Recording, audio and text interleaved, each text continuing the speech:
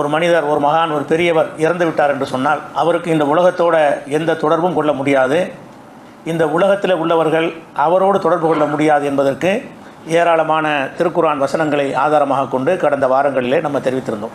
இறந்தவர்களோடு நம்ம தொடர்பு கொள்ள முடியும் என்ற கருத்தில் உள்ளவர்கள் பொருத்தமில்லாத செய்திகளை கொண்டு வந்து ஆதாரமாக காட்டுகிறார்கள் என்பதையும் சென்ற வாரம் பார்த்தோம். அதுபோன்ற ஆதாரங்களில் ஒரு ஆதாரம் என்னென்னு கேட்டால், நபிகள் நாயகம் ஸல்லல்லாஹு அலைஹி வஸல்லம் அவர்கள் மேராஜ் சென்ற ஒரு சம்பவம். மேராஜுக்கு செல்லும்போது ரசூல் ஸல்லல்லாஹு அலைஹி வஸல்லம் அவர்கள் விண்ணுலகில் ஆதம் அலைஹிஸ்ஸலாத்தை பார்க்கிறார்கள், இப்ராஹிம் அலைஹிஸ்ஸலாத்தை பார்க்கிறார்கள், இல்யாஸ் நபியை பார்க்கிறார்கள், மூசா நபியை பார்க்கிறார்கள், இத்ரீஸ் நபியை பார்க்கிறார்கள், ஈசா நபியை பார்க்கிறார்கள். இவர் யாருன்னு ஜிப்ரீல்கிட்ட கேட்குறாங்க. இவர் தான் இப்ராஹிம், இவர் தான் மூசா என்று அறிமுகம்லாம் செய்யப்படுகிறது. இந்த மேராஜை சொல்லக்கூடிய ஏராளமான ஹதீஸ்கள் இருக்கிறது. இதில் 349 ஹதீஸில் இது விவரமாக சொல்லப்படுகிறது. இந்த ஹதீஸை கொண்டு வந்து என்ன செய்வாங்கன்னு கேட்டால், இறந்தவர்களோட தொடர்பு கொள்ள முடியாது என்றால் ரசூலுல்லாஹ் எப்படி இறந்தவர்களை பார்த்தாங்கன்னு கேட்குறாங்க. ரசூல் ஸல்லல்லாஹு அலைஹி வஸல்லம் வந்து ஆதம் அலைஹிஸ்ஸலாத்தை பார்த்தாங்கல்ல, ஆதம் அலைஹிஸ்ஸலாம் இறந்து போயிட்டார்ல, மூசா நபியை பார்த்தாங்கல்ல, அவர் இறந்து போன ஆள் தானே. அப்போ இறந்து போன ஆட்களையெல்லாம் ரசூல் ஸல்லல்லாஹு அலைஹி வஸல்லம் பார்த்துருக்கும் பொழுது இறந்தவர்களோட தொடர்பு கொள்ள முடியாது என்று எப்படி சொல்கிறீங்க? இதை ஒரு வாதமாக கேட்கிறார்கள். இது வந்து அல்லாஹ் தன்னுடைய வல்லமையை கொண்டு தனது தூதரை அழைத்து சென்று காட்டிய ஒரு காட்சி. மேராஜுங்கிறது உங்களுக்கு நடக்காது, எனக்கு நடக்காது, உலகத்தில் யாருக்கும் நடக்காது. நம்மளை எல்லாம் அல்லா அழைச்சிக்கிட்டு போவான் என்று இருந்தால் அந்த உலகத்துக்கு நம்மளை எல்லாம் கொண்டு போயிட்டான்னு சொன்னால் அங்கே உள்ளவங்களை நம்ம பார்க்க தான் முடியும். என்னையும் அல்ல மேராஜுக்கு அழைச்சிக்கிட்டு போனால், உங்களையும் அழைத்து கொண்டு போனால் அங்கே உள்ள ஆன்மாக்கள் உலகத்தில் இருப்பவர்களை பார்ப்பது என்பது சாத்தியம். ஆனால் அது கிடையாது.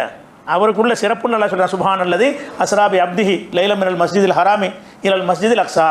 மஸ்ஜிதுல் ஹராமில் இருந்து மஸ்ஜிதுல் அக்ஸா வரைக்கும் தன்னுடைய அடியாரை முகமது நபி அழைத்து சென்ற இறைவன் தூயவன் என்று சொல்லி நான் அவர் அழைத்து சென்றேன் அப்படின்னு சொல்கிறான். நபிகள் நாயகம் ஸல்லல்லாஹு அலைஹி வஸல்லத்துக்கு பிறகு யாராவது மேராஜ் என்ற விண்வெளி பயணம் மேற்கொள்ள முடியும்? வஹீ தொடர் முதல் இருக்குமா? அல்லாஹ் நம்மளை யாரையும் அழைத்து செல்லுவானா? அப்போ அல்லாஹ்வுடைய ரசூலுக்கு பிரத்யேகமாக ஒரு காட்சியை அங்கே காட்டுகிறான். அந்த காட்சியை கொண்டு வந்து இறந்தவர்கள் எப்படி பார்த்தாங்க இப்படின்னு கேட்டு என்ன செய்கிறாங்கன்னா, அதனால் நாங்களும் பார்க்கலாங்கிறாங்க. இதுலேருந்து என்ன வாதம் வைக்கிறாங்கன்னு கேட்டால், நாங்களும் அவுலியாவை கூப்பிடுவோம், இறந்தவர்களை ரசூலில் பார்த்துருக்குறாங்கல்ல, இப்போ ரசூலோடு போட்டி போடுறாங்க இவங்க.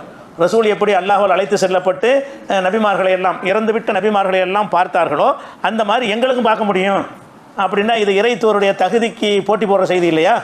அல்லாஹ்வுடைய ரசூலுக்கு சமமானவர்கள் நம்மெல்லாம், நமக்கெல்லாம் அந்த ஒரு சான்ஸ் அல்ல தருவானா, தருவதாக சொல்லி இருக்கிறானா? அதற்கான இடமாச்சு இந்த மார்க்கத்தில் இருக்குதா? அல்லாஹ் முகமது நபியோட மார்க்கத்தை பூர்த்தியாக்கி விட்டான். அதுக்கு பிறகு யாரோடையும் தொடர்பு வைக்க மாட்டான். இன்னொரு விஷயம் என்னென்னு கேட்டால், மேராஜில் அவங்க பார்த்தாங்கல்ல, பார்த்தது வந்து நெசமாக பார்த்தாங்களா? அது எடுத்துக்காட்டான். பார்க்குதல் வந்து ரெண்டு வகையாக இருக்கிறது. ஒரு வகை வந்து நேருக்கு நேர நெசமாக பார்க்கிறது.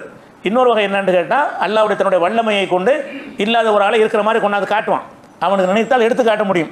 இந்த மேராஜுடைய சம்பவங்களில் நபிகள் நாயகம் ஸல்லல்லாஹு அலைஹி வஸல்லம் பார்த்ததா வருது, அது எல்லாமே வந்து பார்த்ததாக அர்த்தம் கிடையாது, எடுத்து காட்டியதாக தான் அர்த்தம்.